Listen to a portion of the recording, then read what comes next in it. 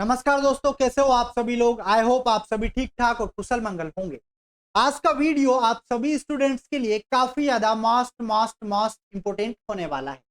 आज के वीडियो में हम बात करेंगे सोइल साइंस क्लास थर्ड के बारे में। इसके पहले मृदा विज्ञान के 2 वीडियोस में आपको प्रोवाइड करवा चुका हूं, जिनके अंदर हमने बात की थी कि मृदा क्या है, मृदा की कौन कौन सी शाखाएं हैं, मृदा का संगठन क्या होता है, सोइल प्रोफाइल क्या होता है और मृदा के गुण हम पढ़ रहे हैं। मृदा के गुण कितने बताए थे? 7 गुण मैंने आपको बताए थे। उनमें से 4 गुण मैं आपको इसके पहले वाले वीडियोस में बता चुका हूं और बाकी के जो 3 गुण हैं आज इस वीडियो में हम कवर करने वाले हैं। तो चलिए दोस्तों, आज का वीडियो स्टार्ट करते हैं। शुरू करने से पहले जो लोग चैनल पर नए हैं चैनल को सब्सक्राइब जरूर कर ले, पास में जो बेल आइकन है उस पर क्लिक करें ताकि आने वाले सभी वीडियोस के नोटिफिकेशन आपको टाइम टू टाइम मिलते रहे। हम बात करें कि ये टॉपिक आपके कौन कौन से एग्जाम में आता है, तो जितने भी एग्रीकल्चर के एग्जाम होते हैं सभी में यहां से क्वेश्चन आते हैं। चाहे वो आपके आईबीपीएस एएफओ का हो, चाहे आपके जेट का हो, कृषि पर्यवेक्षक का हो, यूपी केट का हो, एमपी पेट का हो, सीजी पेट का हो, या फिर आपकी कोई अदर एग्जाम हो एग्रीकल्चर से रिलेटेड। जैसे कि 11th एग्रीकल्चर के अंदर भी ये चैप्टर आता है, 12th एजी केमिस्ट्री के अंदर भी ये चैप्टर आता है। तो बिल्कुल अच्छे तरीके से मैं आपको इसको कवर करवाने वाला हूं। चलिए वीडियो स्टार्ट करते हैं। एक बार सारे के सारे स्टूडेंट कमेंट बॉक्स में जय जवान जय किसान जरूर लिखे। तो देखो, लास्ट वीडियो में हमने बात की थी मृदा के गुणों के बारे में। इसमें 7 गुण हमने पढ़े थे और 7 में से 4 ही गुण हम पढ़ पाए थे और आज के इस वीडियो में हम उनको कंटिन्यू करने वाले हैं। देखो, जिन्होंने इसके पहले वाले मृदा विज्ञान के 2 वीडियोस नहीं देखे हैं, पहले आप उनको देखें, उसके बाद आप इसको देखें, तभी जाके आपको अच्छे तरीके से समझ में आएगा। क्योंकि किसी भी चीज को पढ़ो, अगर सीक्वेंस से नहीं पढ़ोगे तो समझ में नहीं आएगा। इसीलिए सीक्वेंस जरूरी है। पहला पार्ट देखो, उसके बाद पार्ट 2 देखो। ऐसा हर किसी में होता है, चाहे आप टीवी सीरियल ले लो, कोई मूवी ले लो, अगर आपने पार्ट 1 नहीं देखा है तो पार्ट 2 आपको समझ में नहीं आएगा। समझ लोगे कैसे भी करके, लेकिन वो चीजें याद नहीं रह पाओगी, उसको लिंक नहीं कर पाओगे आप लोग। तो लिंक करने के लिए आप इसका पार्ट 2 वाला वीडियो जरूर देखें। चलिए बात करते हैं। बात करेंगे यहाँ पर मृदा के गुणों में जो 5th नंबर की प्रॉपर्टीज है वो हमारे पास है मृदा जल, जिसको बोलते हैं सोइल वाटर। अब सोइल वाटर क्या होता है? तो देखो, पहले वीडियो के अंदर हमने देखा था मृदा का संगठन, सोइल कंपोजिशन, और कंपोजिशन में हमने क्या देखा था, इस तरीके से मैंने एक चार्ट आपके लिए बनवाया था, आप लोगों को याद होगा। यहां से कई सारे क्वेश्चन आते हैं आपके एग्जाम में। इस चार्ट में हमने देखा था कि जो खनिज हैं, खनिज ये मृदा में होते हैं 45%। इसके बाद यहां पर हमने बात की थी ऑर्गेनिक मैटर, कार्बनिक पदार्थ, और ये कितने होते हैं? तो ये होते हैं 5%। इसके अलावा हमारे पास यहां इस जगह पे आता है मृदा जल। क्या आता है? मृदा जल, जो कितना है? ये है 25%। और इसके बाद यहां पर आता है हमारे पास मृदा वायु, और मृदा वायु कितनी है? तो ये भी हमारे पास कितनी है? 25% है। ये डायग्राम अच्छे से याद रखना। अब समझते हैं कि मृदा जल क्या होता है। तो देखो, यहां पर हमने देखा था कि जो मृदा के कण होते हैं, सपोज करो ये क्या है, कोई पार्टिकल है, और इन पार्टिकल्स के बीच में क्या होते हैं? रंध्र अवकाश होते हैं। रंध्र अवकाश का मतलब एक गैप होता है, एक जगह होती है, ये जगह, ठीक है। अब इस जगह में या तो जल भरेगा या वायु भरेगी, लेकिन अगर इस जगह में क्या भरा हो, सपोज करो जल भरा हुआ है, तो इसी जल को क्या बोलते हैं? इसी जल को कहा जाता है मृदा जल। इस जल को क्या कहा जाता है? मृदा जल कहा जाता है। आई होप ये आपको अच्छे से समझ में आया होगा। देखो समझो, मृदा कणों के बीच, ये देखो ये मृदा के कण है और इनके बीच रंध्र अवकाश, ये देखो रंध्र अवकाश है, जो गैप है, जो छिद्र है, उनको रंध्र अवकाश हमने बोला है। में उपस्थित क्या जल, उस जल को क्या बोला है? मृदा जल कहलाता है। तो बहुत सिंपल है, बस फोकस बोर्ड पे बनाए रखना, एक एक चीज समझता के जाऊंगा, एक एक चीज आपको समझ में आएगी। अब यहां पर हम बात करेंगे, जो ये मृदा जल है, जो रंध्र अवकाशों में भरा हुआ है, इसका भौतिक वर्गीकरण हम करने वाले हैं। 3 तरीके से इसका वर्गीकरण हमने किया है। पहला हमारे पास आता है हाइग्रोस्कोपिक वाटर। कौन सा? हाइग्रोस्कोपिक, कहने का मतलब है आर्द्रता ग्राही जल। सेकंड आता है कैपिलरी वाटर, जिसको बोलते हैं केसीय जल। थर्ड नंबर पे हमारे पास कौन सा आता है? ग्रेविटेशनल वाटर या फ्रीडम वाटर, जिसको हम क्या बोलते हैं? जिसको गुरुत्वाकर्षण जल कहा जाता है। तो ये जो जल जल हैं, ये 3 प्रकार के होते हैं। कौन कौन से, तो देखो एक तो हमने देखा हाइग्रोस्कोपिक वाटर, सेकंड हमने देखा कैपिलरी वाटर, थर्ड हमने देखा ग्रेविटेशनल या फ्री वाटर। यहां से कई बार एग्जाम में क्वेश्चन आया है कि बताइए इनमें से कौन सा पौधों के लिए उपयोगी है, कौन सा जीवाणुओं के लिए है, कौन से जल को पौधे ग्रहण करते हैं, कौन से को पौधे ग्रहण नहीं करते हैं। इन सभी सवालों के जवाब आपको इस वीडियो में मिलने वाले हैं। तो सबसे पहले बात करेंगे आर्द्रताग्राही जल के बारे में, हाइग्रोस्कोपिक वाटर के बारे में। तो चलिए समझते हैं ये होता क्या है, समझना ध्यान से। ये कोई सॉइल पार्टिकल्स है हमारे पास, ये मृदा है, ठीक है। अब इस मिट्टी में देखो ये क्या है, शुष्क कण है। कैसे कण है मेरे दोस्त, ये है शुष्क कण है, और ऊपर क्या है, ये वायुमंडल है। अब इस वायुमंडल में आपने देखा होगा कि जलवाष्प की बूंदें होती है। अगर इन जलवाष्प की बूंदों को ये पार्टिकल ग्रहण कर लेते हैं तो यहाँ पर जो वाटर बनेगा, ऐसे वाटर को क्या कहा जाता है, हाइग्रोस्कोपिक वाटर कहा जाता है, या आर्द्रताग्राही जल इसको कहा जाता है। समझो ध्यान से, इस जल को शुष्क मृदा, जो ये शुष्क मृदा हमारे पास है, वायुमंडलीय जल वाष्प, ये वायुमंडलीय क्या है, जल वाष्प है, ये है जल वाष्प, कौन सी, वायुमंडल में उपस्थित है, को अवशोषित करके ग्रहण करती है, इसलिए इसे आर्द्रताग्राही जल या फिर इसको हाइग्रोस्कोपिक वाटर हमने बोला है। चलिए आगे बात करते हैं। अब जो जल यहां पर आया है, ये आसंजन बल के द्वारा मृदा के ऊपर एक पतली परत बनाकर, एक पतली लेयर बनाकर दृढ़ता से चिपका हुआ रहता है।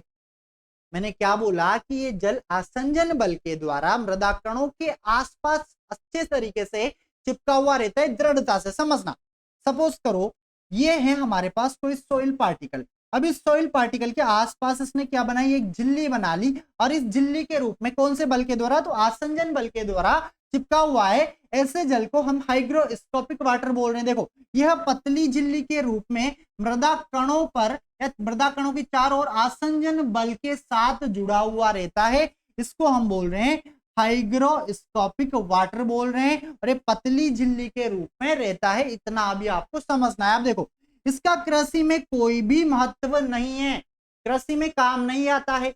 इसको कौन काम में लेते हैं, तो केवल सूक्ष्म जीव ही इसको काम में ले पाते हैं, और ये जल सूक्ष्म जीवों के लिए उपलब्ध होता है। यह मृदा जल 31 बार या इससे अधिक पर क्या होता है, संग्रहित होता है। याद रखना, ये है सॉइल पार्टिकल, और सॉइल पार्टिकल के आसपास जो ये पतली परत है, ये हाइग्रोस्कोपिक वाटर है, और इसके बीच में जो जल होता है ना, जो जल भरा रहता है, उसको बोलते हैं हम क्या, केसीय जल या कैपिलरी वाटर, जो पौधों के लिए महत्वपूर्ण होता है, जो पौधों के लिए क्या होता है, इंपोर्टेंट होता है, कैपिलरी वाटर। और ये हमारे पास क्या हो गया, सॉइल पार्टिकल हो गया। तो आई होप आपको समझ में आ रहा होगा। अब तक मैंने आपको भौतिक वर्गीकरण में सिर्फ एक के बारे में बताया है कि हाइग्रोस्कोपिक वाटर क्या होता है। हाइग्रोस्कोपिक वाटर क्या होता है, जो वायुमंडल में उपस्थित जो जलवाष्प हैं उससे कणों ने उसको क्या किया है, ग्रहण किया है, जो कणों के आसपास एक पतली परत बनाकर जमा हो गया है। कौन से बल के द्वारा, तो आसंजन बल के द्वारा अच्छे तरीके से दृढ़ता से चिपका हुआ है, जो पौधों के लिए उपयोगी नहीं है, सिर्फ सूक्ष्म जीवों के लिए उपयोगी है।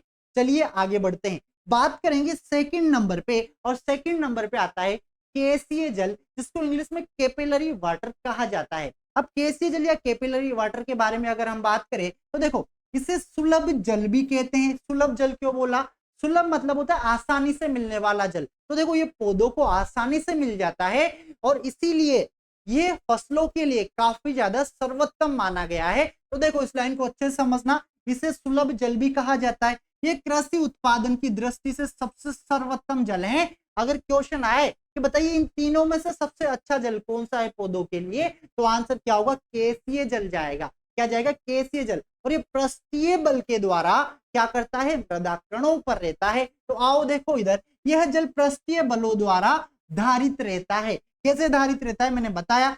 देखो इस जल की बात कर रहा हूं, ये वाला जो जल भरा हुआ है ना, ये जल है आपके पास कौन सा, केसीय जल या कैपिलरी वाटर। इसे पौधे की जड़ों द्वारा आसानी से अवशोषित कर लिया जाता है, और इस जल को जो पौधे की जड़ें होती है या क्या करती है, आसानी से इसको ग्रहण कर लेती है, अवशोषित कर लेती है, इसीलिए पौधों के लिए सबसे अच्छा माना गया है। आगे बढ़े, अगर हम बात करें केसीय जल को प्रभावित करने वाले कारक कौन कौन से हैं, तो 4 कारक हैं। पहले नंबर पर आता है पृष्ठ तनाव। देखो पृष्ठ तनाव अगर बढ़ेगा तो जल भी बढ़ेगा ग्रहण करने की, और घटेगा तो जल को ग्रहण करने की क्षमता भी क्या होगी, घटेगी। किसकी, मृदा कणों पर। इसी प्रकार मृदा कणाकार की अगर हम बात करें कि मृदा कणों का आकार कैसा है, कण कैसे हैं, अगर क्ले हैं तो ज्यादा अवशोषित करेगा, सैंड है तो कम अवशोषित करेगा। इसके अलावा थर्ड आता है मृदा की संरचना, कि उसकी स्ट्रक्चर कैसी बनी हुई है। स्ट्रक्चर के ऊपर भी डिपेंड करता है कि किस तरीके से जल को अवशोषित करेगा, कैसे जल को अवशोषित नहीं करेगा। फोर्थ नंबर पे आता है जीवाश्म पदार्थ। अगर ऑर्गेनिक मैटर मृदा में ज्यादा है तो इस जल को ग्रहण करने की क्षमता भी क्या होगी, ये जल भी ज्यादा होगा।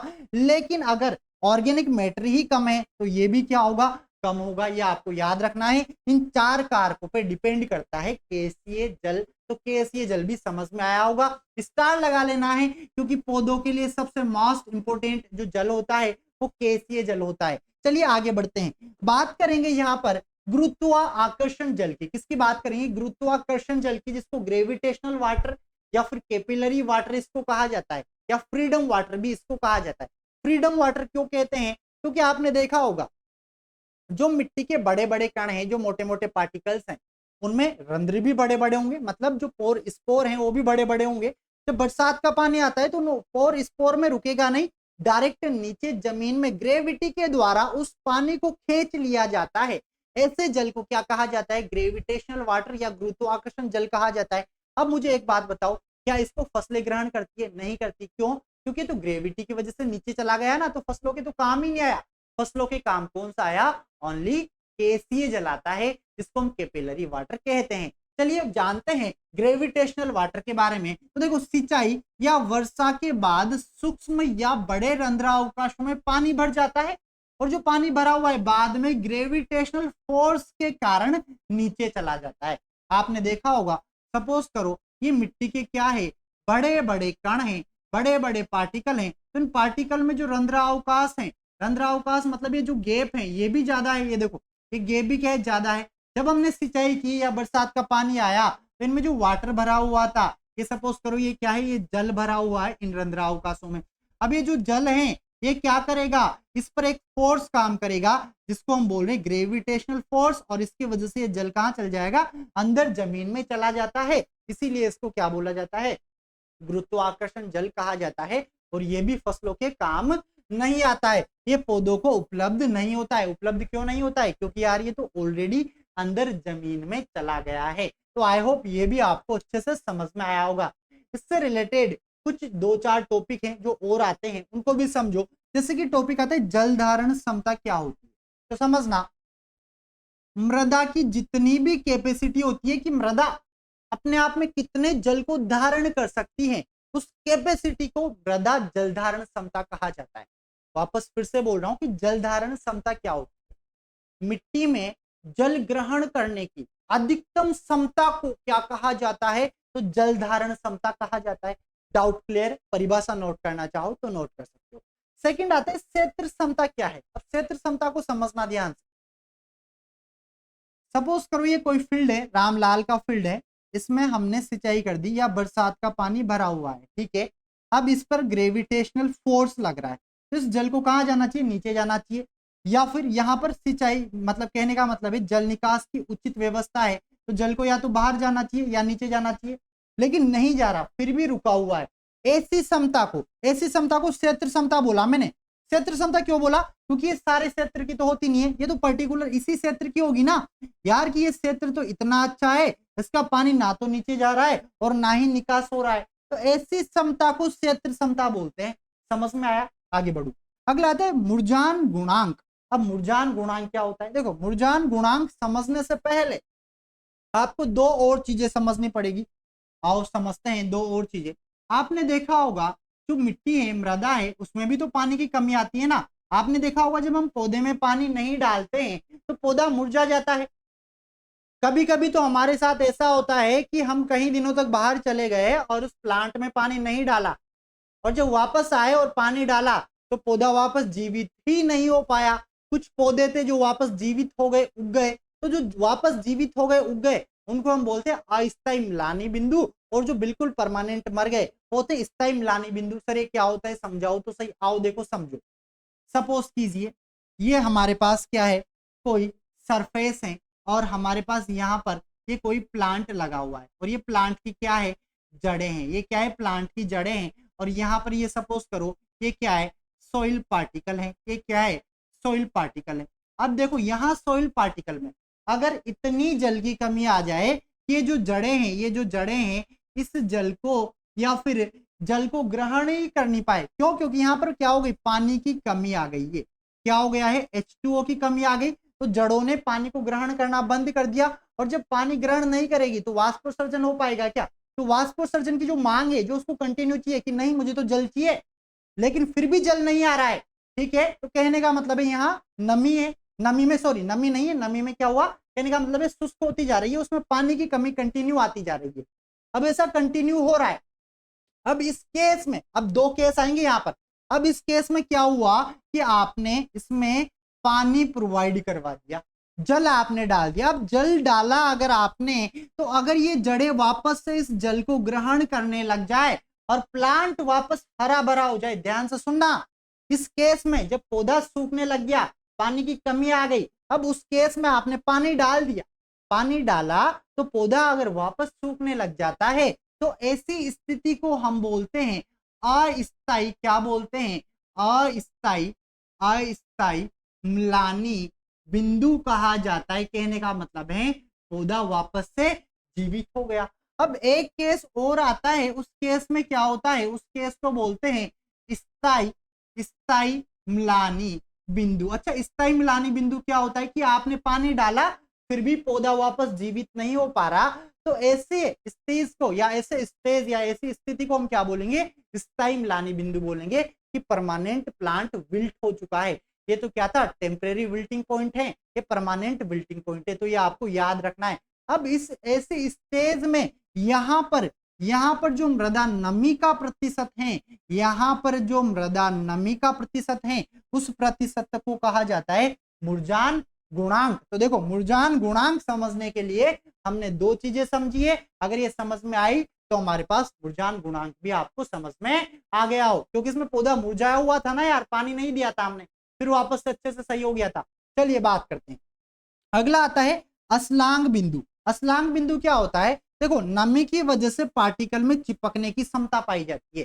जो नमी होती है, नमी या लेप, उसकी वजह से मिट्टी के कणों में आपस में चिपकने की क्षमता पाई जाती है। अगर वो क्षमता खत्म हो जाए, किसी पदार्थ को चिपकने से रोक दे, चिपकना बंद हो जाए, तो ऐसी स्थिति को हम बोलते हैं असलांग बिंदु। तो यहाँ पर तीन बिंदु की बात की है, एक तो स्थायी था, एक अस्थायी था और एक असलांग बिंदु था। और आई होप ये आपको अच्छे तरीके से समझ में आया होगा। तो देखो मृदा गुणों में अब तक मैंने आपको 5 गुण कवर करवा दिए हैं। फिफ्थ हमारा कौन सा था, मृदा जल था। अब 6 पे हम बात करेंगे मृदा वायु के बारे में, सोइल वाटर के बारे में, अब सोइल एयर के बारे में। मृदा वायु हम सोइल वाटर पढ़ चुके हैं। अब देखो सोइल एयर क्या होती है, तो वही हमारे पास वापस से क्या है, ये पार्टिकल है और इन पार्टिकल्स के बीच में क्या है, जो रंध्र हैं उनमें क्या भरी हो, सपोज करो यहाँ पर वायु भरी हुई है, हवा भरी हुई है, इस हवा को हम क्या बोलते हैं, मृदा वायु बोलते हैं। अब यहाँ से कैसे क्वेश्चन आते हैं, तो क्वेश्चन आते हैं जैसे मृदा में क्या है, ऑक्सीजन है, कार्बन डाइऑक्साइड है,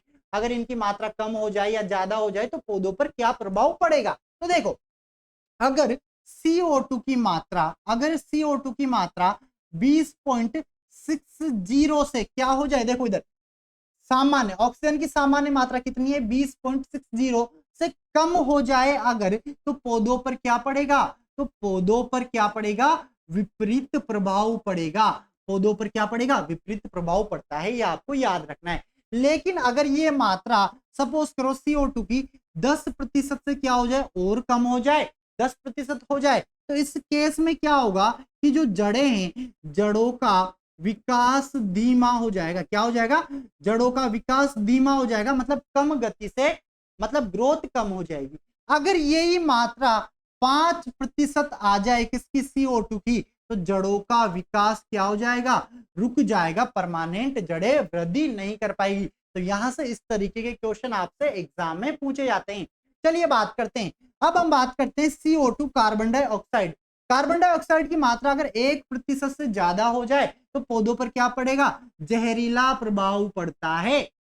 और अगर यही मात्रा 10% से अधिक हो जाए तो जड़ें क्या हो जाएगी, मर जाती हैं, जो आपको याद रखना है। इसके अलावा सोइल साइंस से रिलेटेड एक और क्वेश्चन आपके बनता है कि बताइए मृदा नमी ज्ञात किससे करते हैं, तो टेंसियोमीटर के द्वारा ज्ञात करते हैं। दो और उपकरण हैं, देखो एक तो टेंसियोमीटर है, एक बायोपास नमीमीटर है और एक न्यूट्रॉन नमीमीटर है, ये आपको याद रखने हैं। अच्छा, जो ज्ञात करते हैं तो यूनिट है इनकी बार, एटम या मेगा पास्कल में हम क्या करते हैं, याद रखना मृदा नमी को ज्ञात किया जाता है। तो आपके 6 गुण हो गए मृदा के। चलिए 7वें पे बात करते हैं, इसको बोलते हैं सूक्ष्म जीव या सोइल माइक्रोब्स। ठीक है, अब यहां से भी क्वेश्चन आता है कि बताइए सबसे ज्यादा जीवाणु कौन सी मृदा में होते हैं या जीवाणु का क्रम क्या होता है। इस तरीके का क्वेश्चन एग्जामिनर आपसे पूछता है। अच्छा, आप लोगों को समझ में तो आ रहा है ना। जब ये वीडियो आप देख लो अच्छे तरीके से कंप्लीट हो जाए, उसके बाद बिल्कुल शांति से बैठ के इसके नीचे कमेंट बॉक्स में जाना और कमेंट करके जरूर बताना कि वीडियो आपको कैसा लगा।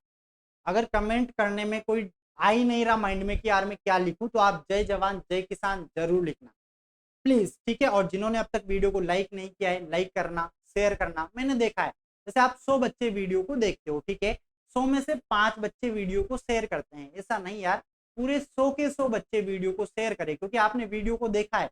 अगर आप कहीं से पढ़ते हो, किसी कोचिंग से आप पढ़ते हो ऑफलाइन, तो वहां पर तो हमें फीस देनी पड़ती है। यहाँ कोई फीस आपसे नहीं मांग रहा, यहाँ सिर्फ आप लोगों का प्यार चाहिए कि आप इस वीडियो को लाइक और शेयर करते रहे। आपका काम था शेयर करना, शेयर आपने कर दिया, फिर वीडियो बच्चे देखे या नहीं देखे वो आपका काम नहीं है, लेकिन आपको आपका काम जरूर करना है। जैसे मेरा काम क्या है, पढ़ाना, तो मैं आपको कंटिन्यू पढ़ा रहा हूँ। अब व्यू किसी वीडियो पे आपने देखे होंगे 100 ही लोग देखते हैं, किसी पे 200 देखते हैं, ठीक है, तो उससे फर्क नहीं है, फिर भी आपकी क्लास चल रही है। तो अपना काम द बेस्ट करे। ऐसे स्टडी में है, देखो सिलेक्शन होना वो अलग बात है, लेकिन अगर हम पढ़े भी ना तो ये गलत बात है। पढ़ना पड़ेगा, फिर सिलेक्शन नहीं होता है तो कोई दिक्कत नहीं, लेकिन पढ़ना जरूरी है अच्छे तरीके से, हमें हमारा 100% देना। चलिए आते हैं मृदा के 6 या 7 नंबर के गुण पर। इसको बोला है हमने मृदा सूक्ष्म जीव। तो देखो मृदा में अनेक प्रकार के सूक्ष्म जीव रहते हैं जो पौधे की वृद्धि के लिए एक आवश्यक माध्यम प्रदान करते हैं। यहां से क्वेश्चन बनता है कि बताइए सामान्य मृदाओं में जीवाणुओं का क्रम क्या होगा, संख्या के आधार पे, वजन के आधार पे। तो सबसे पहले हम बात करते हैं जो सामान्य मृदाएं, कौन सी मृदाएं, सामान्य मृदाएं। इनमें अगर मैं बात करूं संख्या के आधार पर जीवाणुओं का क्रम, तो देखो सबसे पहले बैक्टीरिया सर्वाधिक होते हैं, इसके बाद एक्टिनोमाइसिटीज है, इसके बाद आता है फंगस है, इसके बाद है ब्लू ग्रीन एल्गी मतलब शैवाल। तो सबसे ज्यादा जीवाणु है, फिर एक्टिनोमाइसिटीज है, फिर फंगस है, फिर आपके शैवाल है। इसी तरीके से अगर सामान्य मृदाओं में मैं वजन के आधार पर अगर बात करूं जीवाणुओं के क्रम की, तो देखो फंगस सबसे ज्यादा है वजन के आधार पे, फिर बैक्टीरिया है, फिर एक्टिनोमाइसिटीज है, फिर आते हैं आपके पास शैवाल। ठीक है, ये तो सामान्य मृदाओं का हो गया संख्या और वजन के आधार पे। अब हम बात करते हैं अम्लीय मृदा की। तो देखो अम्लीय मृदा में सर्वाधिक फंगस होते हैं, फिर आते हैं बैक्टीरिया, फिर आते हैं शैवाल, फिर आते हैं एक्टिनोमाइसिटीज। ये अम्लीय मृदाओं का क्रम हो गया। इसके अलावा बात करें शुष्क मृदाओं की, तो शुष्क मृदाओं में सर्वाधिक एक्टिनोमाइसिटीज, फिर आते हैं बैक्टीरिया, फिर आते हैं फंगस, फिर आते हैं आपके पास ब्लू ग्रीन एल्गी। तो आई होप आपको समझ में आया होगा। आज का टॉपिक हमारा यहीं पर फिनिश होता है। मृदा विज्ञान के अंदर मृदा के गुण आपके कंप्लीट हो चुके हैं और आई होप आपको अच्छे से समझ में आया होगा। अगर समझ में आया है तो इस वीडियो को लाइक करें, कमेंट करें, शेयर करें और जो लोग चैनल पर नए हैं चैनल को सब्सक्राइब जरूर कर ले। पास में जो बेल आइकन है उस पर क्लिक करें ताकि आने वाले सभी वीडियोस के नोटिफिकेशन आपको टाइम टू टाइम मिलते रहे। इसके अलावा जिनको भी इसका पार्ट 3 देखना है, कमेंट बॉक्स में पार्ट 3 जरूर लिखें। जैसे ही इस पर 1000 व्यू हो जाते हैं मैं आपके लिए पार्ट 3 लेकर आऊंगा, उसको भी बिल्कुल डिटेल में हम पढ़ने वाले हैं अच्छे तरीके से। और कोई भी क्वेश्चन है तो आप मुझे कमेंट बॉक्स के माध्यम से बता दीजिए, आपको आंसर दे दिया जाएगा। मुलाकात करेंगे अगले वीडियो में, तब तक आप सभी को मेरा राम राम, नमस्कार, जय जवान जय किसान, जय हिंद, बाय बाय।